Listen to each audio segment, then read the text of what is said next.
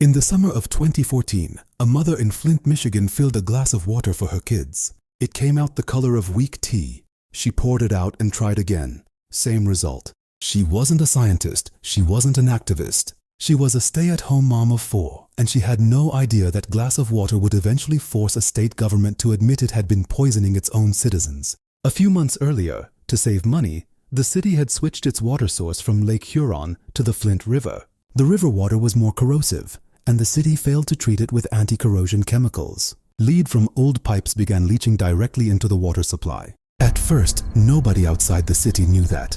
Residents just knew their water looked wrong, smelled wrong, and was making their kids sick. Within weeks, this mother's twin boys broke out in rashes every time they bathed. Her teenage son ended up in the hospital with abdominal pain doctors couldn't explain. Her daughter's hair started falling out in clumps. So did her own. She called the city. She asked them to test her water. It took nearly 2 months before anyone showed up. When the results came back, they weren't just bad, they were almost unbelievable. Her water tested at 104 parts per billion of lead. The federal safety limit is 15. A month later, a second test came back at 397. By spring, it hit 707. The city's official position never changed. The water was safe to drink. She kept calling, she kept showing up. She brought jars of discolored water to public meetings so officials could see it with their own eyes. Some of them shrugged it off.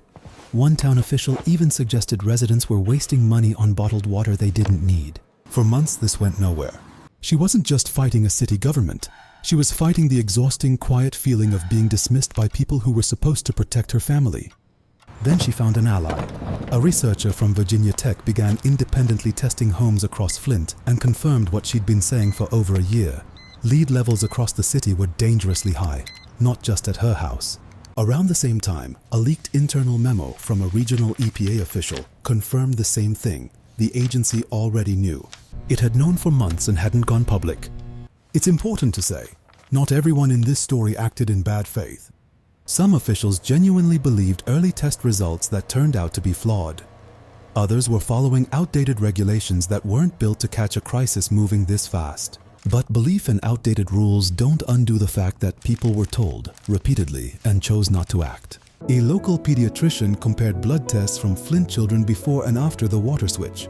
The number of kids with elevated lead levels had doubled citywide. In some neighborhoods, it had tripled. Lead poisoning in children isn't something you can see right away. It can affect learning, behavior, and development for years, sometimes for life. That's what made the delay so costly. Every month of denial was a month of exposure nobody could take back. By early 2016, the story could no longer be contained. National news outlets picked it up. Congress opened hearings. The state finally declared a public health emergency, and for the first time, officials admitted publicly what this mother had been saying since the summer before. She was invited to testify before Congress. A woman with a lifelong fear of public speaking sat in front of national lawmakers and told them what it was like to watch her children get sick while the people in charge kept saying everything was fine. She later said something that stuck with almost everyone who heard it. She didn't consider herself a hero. She said she was just a mom, doing what any parent would do. What happened in Flint wasn't caused by a single villain. It was caused by a system that kept choosing convenience over caution, and that only stopped when one person refused to stay quiet. That's a pattern that shows up again and again in public health failures.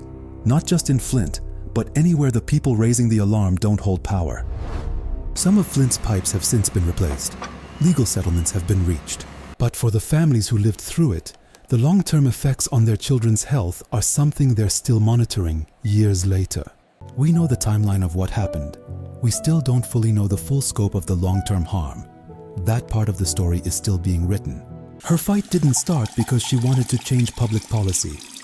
It started because she wanted a glass of clean water for her kids. Sometimes that's all it takes to expose a much bigger problem. Someone who simply won't stop asking the question everyone else wants to ignore. If you found this story compelling, there's another one just like it, about a community that uncovered a hidden danger no one wanted to admit was there. That's coming up next.